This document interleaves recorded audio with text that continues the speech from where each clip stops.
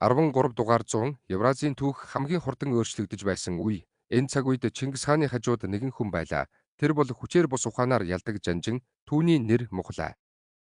Монголын нууц товчоо сурвалжид Мухлайгийн эцэг Тэлгэд баян нэгэн удаа Тэмүжингийн амийг аварсан тухай бий. Үүнээс хойш Мухлай Тэмүжинд ойр өсөж, тэр үеэс л түүний овжин ажигч зан тодорч Чингис хаан хожим түүнийг миний түшиг тулгуур хэмээн дуудсан нь учиртай.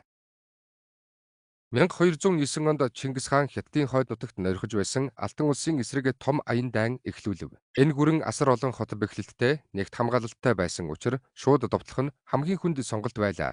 Гэвч энэ дайнд түүхийг өөрчилсөн хүн бол Мухлай. Алтан улсын түшмэд монголчууд шууд умард талаас ирнэ гэж бодож байв.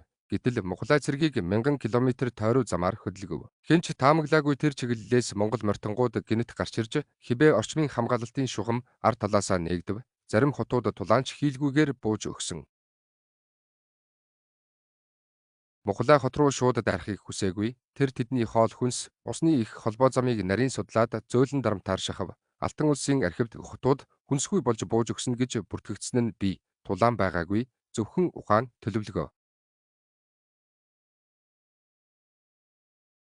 Нэгэн шөнө салхи өмнөөс хүчтэй салхилж байлаа. Энэ бол Мухлайгийн хүлээсэн мөч. Хот бүрийн харуул галын дохио асааж, бие рүүгээ мэдээлэл дамжуулдаг. Харин тэр шөнө салхи галын дөл бүхнийг унтрааж байв.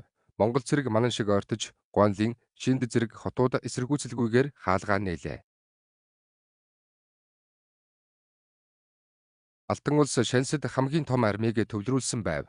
Гэвч Мухлай тэднийг уулын нарийнхан замаар 3 хэсэг болгон салгаж, нэгтгэх боломжгүй болгожээ. Түүхчид үүнийг Мухлайгийн стратегийн оргил шийдэл гэж үздэг.